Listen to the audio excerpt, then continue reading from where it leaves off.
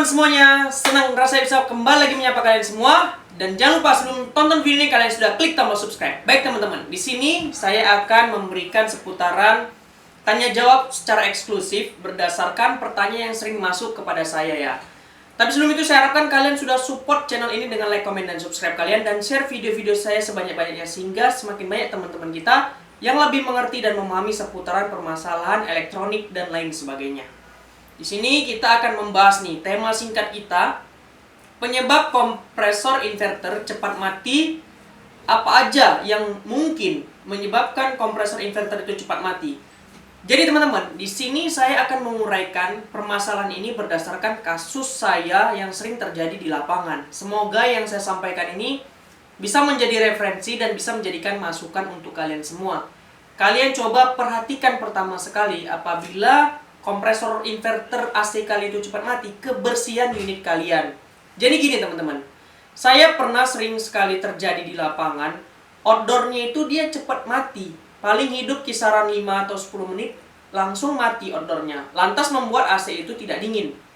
Jadi permasalahan itu, pertama saya dapatkan adalah permasalahan kotor pada di kondensor outdoornya. Jadi gini, apabila unit AC-nya itu kotor, maka suhu pada pipa itu akan meningkat teman-teman. Ataupun terdeteksi sangat dingin, padahal dia tidak dingin ya, karena sirkulasi dingin dia tidak tersalurkan. Sehingga sensor di pada AC indoornya itu, termostatnya itu, atau termistornya, dia membaca suhu seakan suhu sudah tercapai, padahal belum. Makanya itu, kalau AC inverter kalian outdoornya cepat mati, cek dulu kebersihan unit kalian. Pastikan 3 atau 4 bulan kalian sudah melakukan pencucian ya teman-teman. Itu tips pertama apabila AC inverter kalian cepat mati. Cek kebersihan di evaporatornya, cek kebersihan di kondensor bagian outdoornya. Apabila ada sirkulasi yang terhambat, baik pembuangan panas dan udara dingin, maka AC inverter itu bagian outdoor dia cepat mati. Itu yang pertama pernah saya dapatkan pengalaman saya di lapangan. Baru yang kedua, kalian coba cek instalasi kabel antara unit indoor dan outdoor. Jadi gini teman-teman, ini pengalaman saya juga ya. Jadi waktu itu saya datang ke rumah konsumen dengan keluhan AC-nya tidak dingin. Dan saya cek mesin outdoor-nya itu kadang hidup, kadang tidak hidup. Kalaupun hidup dia cukup bentar. Cuman bentar aja dia hidupnya. Jadi setelah saya amati, ternyata kan kabel inverter tuh sebenarnya dia ada 4. L, N, C, dan ground. L, N ini apinya, C komunikasinya, ground ini untuk istilahnya pengaman lah ya teman-teman, supaya anti noise, dan juga grounding ini anti setrum juga, strum body gitu. Apabila ada koneksi yang kurang di groundingnya, maka bisa menyebabkan bagian outdoor mau kadang tidak hidup. Jadi coba kalian cek instalasi kabel antara unit di dalam dan unit luar. Dan juga kalian harus perhatikan kabelnya. Kabelnya di sini saya rekomendasikan kabelnya itu kalau bisa kabel tunggal ya. Dia kabel tunggal. Dan kalau bisa jangan ada terlalu banyak sambungan. Dan kalau bisa dihindarilah sambungan-sambungan pada koneksi kabelnya. Jadi kalau untuk tips yang ketiga, tadi kan kebersihan unit. Yang kedua, pastikan kabel instalasi pipanya sesuai dengan standar. Dan yang ketiga, posisi unit outdoor diusahakan jangan di dalam ruangan teman-teman.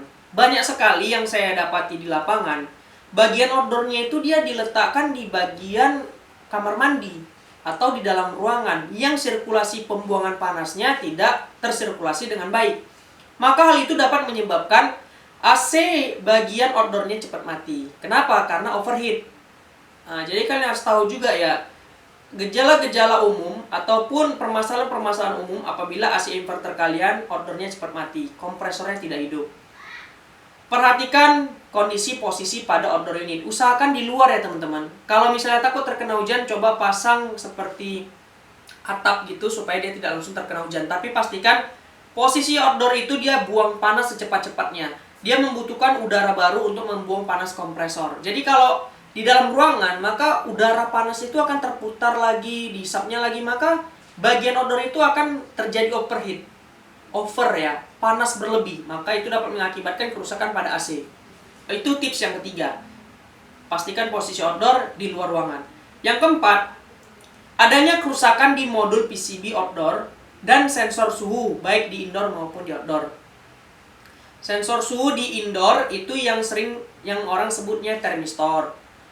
Dia ada dua, satu di EPAP, satu di samping PCB ya. Kalian harus tahu kalau kalian mau pegang AC inverter, kalian harus tahu dulu tahanan-tahanan sensornya sehingga bisa menjadi referensi kalian dalam menganalisa permasalahan. Contoh seperti saya nih, saya dapat AC yang tidak hidup di bagian outdoornya dan terkadang tidak menimbulkan kode error. Hal yang paling pertama saya perhatikan adalah saya ukur dulu sensor pada AC inverternya. Contoh di AC yang di bagian outdoornya. Saya harus tahu tuh AC discharge sensornya yang dia posisinya di outdoor di bagian kompresor, pas ditekan pipa tekannya itu, tahanannya itu kalian harus tahu teman-teman. Tahanannya itu kisaran 150 kilo ohm sampai 200 kilo ohm. Jadi kalau misalnya 18 kilo ohm, berarti sensor discharge-nya rusak. Sensor discharge ini yang berfungsi untuk membaca panas kompresor. Dan kalian harus tahu juga sensor yang di bagian udaranya. Dia di antara 10 kilo ohm dan ada yang 5 kilo ohm. Sama juga di bagian indoornya.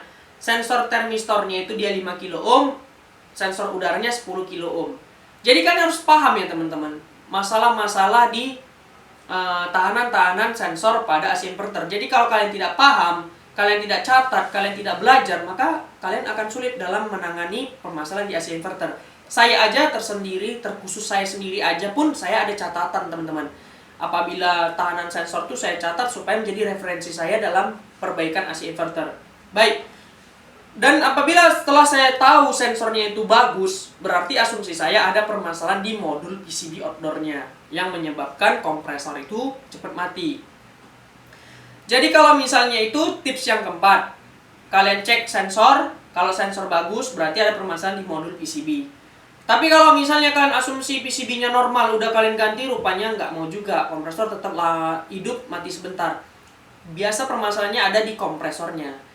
Jadi saya bisa memberikan tips kepada kalian seputaran bagaimana sih mengetahui bagus tidaknya kompresor pada AC inverter. Itu cukup mudah sebenarnya teman-teman.